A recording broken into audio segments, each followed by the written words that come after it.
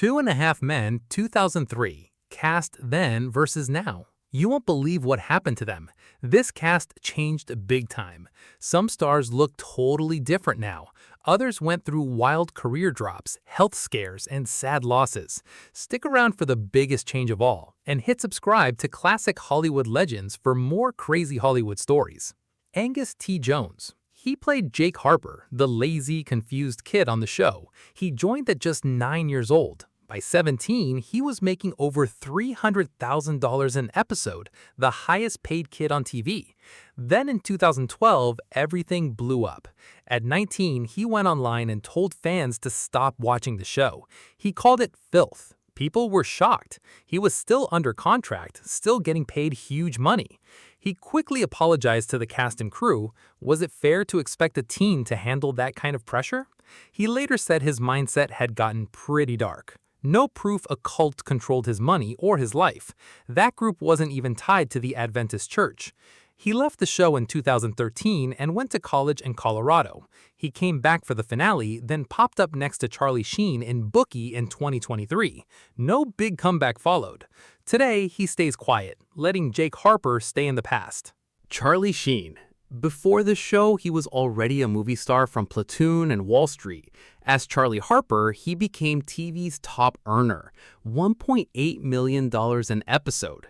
Then Season 8 came crashing down. Drug problems, rehab, production stopped over and over. He attacked the show's creator in wild interviews. On March 7, 2011, he got fired. Just like that. What came next wasn't recovery. It was chaos, winning, tiger blood. His words became jokes everywhere. His life tour showed just how out of control things had gotten. How do you bounce back when your worst moment becomes a punchline for the whole world? In 2015, he shocked everyone again. He revealed he was HIV positive. He'd known for 4 years. He spoke out after facing threats. In 2017, he finally got sober. By 2025, he had 8 years clean, wrote a book, and starred in a Netflix documentary about his own story. He made peace with the show's creator and returned for a cameo in Bookie. The past didn't disappear, but he stopped running from it. Conchata Ferrell. Born in West Virginia in 1943, she played Berta, the housekeeper, but she started as a serious stage actress in New York, winning big theater awards. Berta was only supposed to last 2 episodes. Producers wanted an accent. She used her real voice instead. That changed everything. Berta could walk into Charlie's house, insult everyone, and just walk right back out. She stayed for all 12 seasons, over 200 episodes.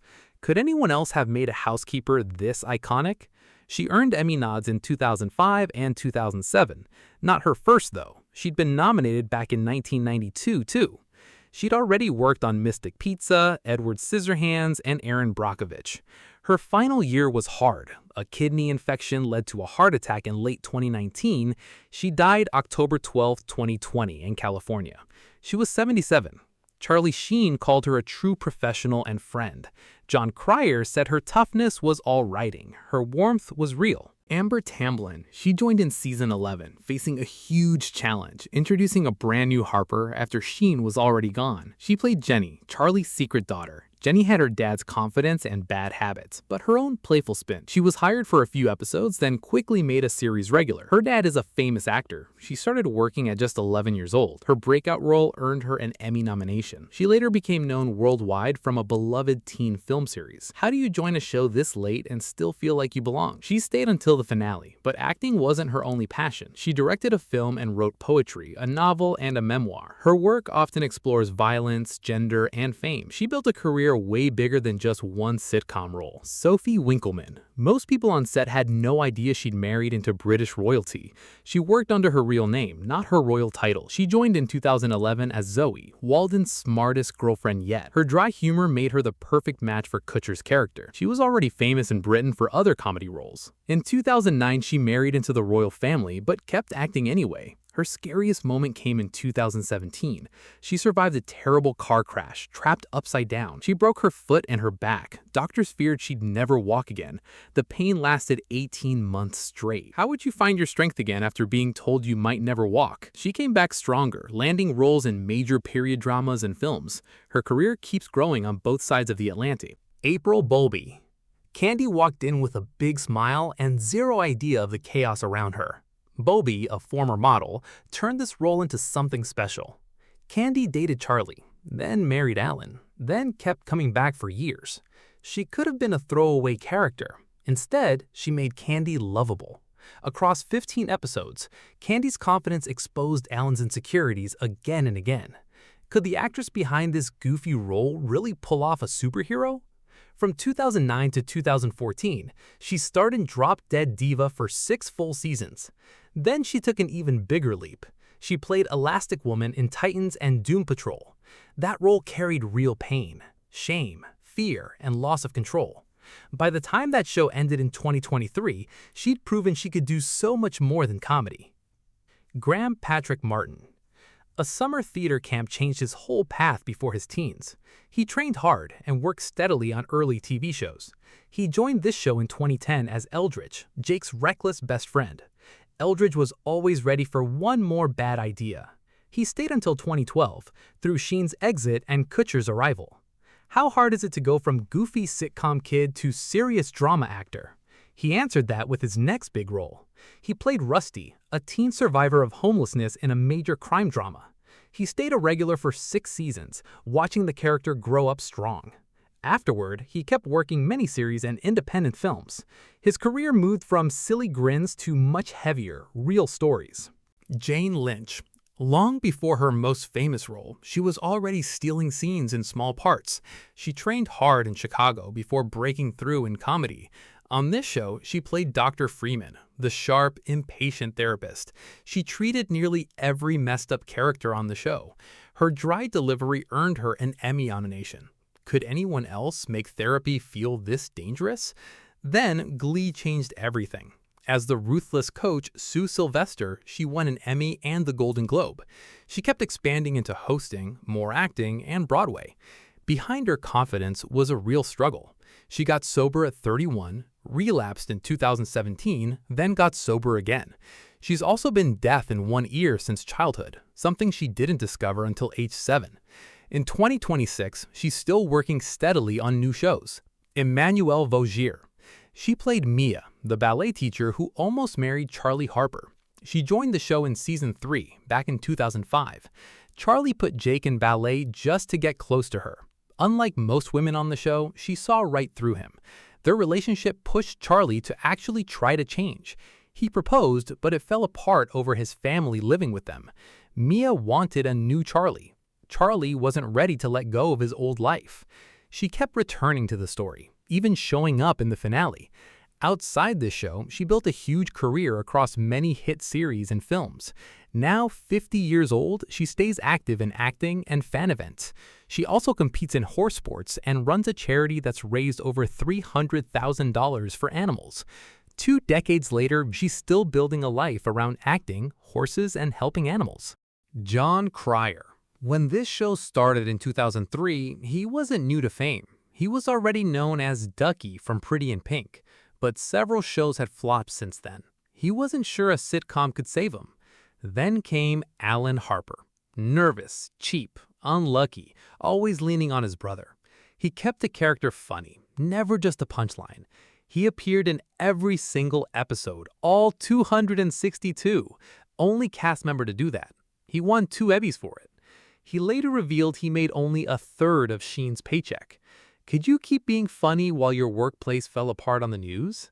When Sheen got fired in 2011, Cryer stayed. The show ran 4 more years with him as the anchor. After the finale, he didn't repeat himself. He played Lex Luthor on TV, starred in his own sitcom, and opened up about the tough years in a 2025 documentary. In 2026, he went back to his roots, off-Broadway, where it all began. Holland Taylor. One sharp line from Evelyn Harper could silence both her sons. Taylor brought that power to the screen. Born in Philadelphia in 1943, she trained on New York stages decades before this show. Evelyn was just one role in a huge career. She'd already been in Romancing the Stone, The Truman Show, and Legally Blonde. She won an Emmy in 1999 for a totally different role. As Evelyn, she got 4 more Emmy nods. How many actors could make a cruel mom this hilarious? While still on the show, she took on a massive challenge. She researched a real Texas governor, wrote a solo play about her, and performed it alone. That 2013 Broadway run earned her a Tony nomination. She never slowed down after the show ended. She landed roles in Hollywood, The Chair, and The Morning Show, earning another Emmy nod in 2024. Now in her 80s, her career keeps going strong after 6 decades. Ashton Kutcher. In 2011, he walked into a nearly impossible job, replacing Charlie Sheen after his public meltdown.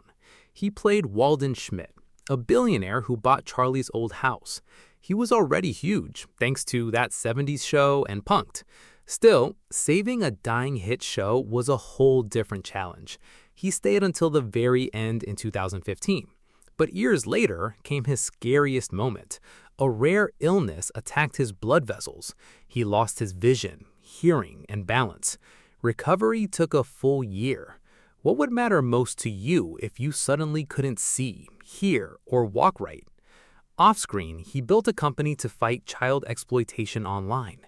Then in 2023, backlash hit hard. He and his wife had defended a former co-star before his sentencing. He stepped down from the group he founded, admitting he'd hurt survivors. He kept acting in new shows and films. His TAF since then? Business wins, health scares, public criticism, and constant work to rebuild trust. Marin Hinkle. At her very first table read, she felt completely out of place. She'd never done a sitcom like this before.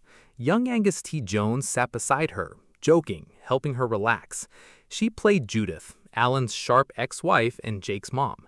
Judith was written to frustrate Alan constantly. Hinkle refused to play her as just a villain. Her sharp looks and perfect timing made Judith feel completely real. She stayed all 12 seasons, though appearing less near the end. Could fans have hated Judith so much if she wasn't this believable? After the show, she found a whole new gear.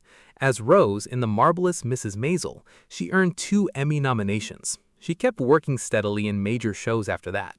In 2024, she and her husband split after 25 years together. Their statement focused on respect, friendship, and their son, not drama. Melanie Lynskey. As a teen in New Zealand, she landed a huge role in Heavenly Creatures opposite Kate Winslet. It was dark, intense, and unforgettable. Years later, she played Rose, Charlie's cheerful but creepy neighbor. Rose starred in the pilot and stuck around. But Lynskey later revealed she was paid the bare minimum and blocked from other jobs. Worried about being stuck in one role, she negotiated her exit from the main cast. She kept returning as Rose even in the finale. Would you walk away from steady money to protect your future? That choice paid off big. She won acclaim in indie films, then broke through huge in Yellow Jackets as adult Shauna. That role earned her 2 Emmy nominations. Even with success, Hollywood still judged her. A crew member once questioned her weight. Co-stars stood by her. She kept pushing back, later earning another Emmy nod for The Last of Us. Courtney Thorne-Smith. For 20 years, she jumped from hit show to hit show, never repeating herself. She broke through on Melrose Place playing a woman battling addiction. Then came Ally McBeal, then 8 seasons on According to Jim. By the time she joined this show in 2010, she was a sitcom veteran. She played Lindsay, Alan's frustrated girlfriend. She stayed for the final 6 seasons through breakups, fires, and lies, never becoming forgettable. How many actors stay relevant for decades across totally different shows? She also wrote a novel about Hollywood's pressure on actresses.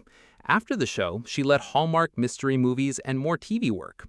In 2024, she reunited with old Melrose Place co-stars for a podcast.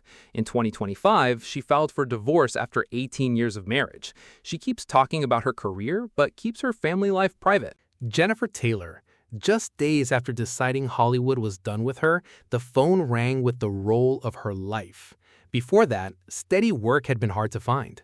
During the 2008 crash, she and her husband nearly moved back to Florida for good. She'd even gone back to school, planning to become a teacher. Then came the call. She already knew this set well. She'd played 3 small roles before landing the big one, Chelsea, Charlie's fiancée. Chelsea challenged Charlie and made him actually seem like he could change. Would you give up a dream job for stability right before your big break? She said working with Sheen day to day was actually positive. While headlines focused on his problems, she focused on her kids and her craft. She calls this her first true big break, not a disaster story. Afterward, she worked in shameless and faith-based films. In 2023, she returned to this show's world with a guest spot on Bookie. Ryan Stiles. Give this guy one word from the crowd and he'll build a whole scene. Born in Seattle, raised in Vancouver, he quit school for stand-up comedy. He trained hard before joining Whose Line Is It Anyway in 1989. His fast reactions made him a fan favorite. He later starred alongside Drew Carey on The Drew Carey Show. He'd worked with Sheen and Cryer before in the Hot Shots films. Could any script beat watching him improvise live? He joined this show in 2004 as Herb, Judith's second husband. He didn't need long speeches to be memorable. He loved the gig, only 10 or 11 episodes a year. In 2004, he founded his own theater. It's now a nonprofit. After this show, he kept working steadily on other hits. In 2025, he returned to this world again in Netflix's Leanne.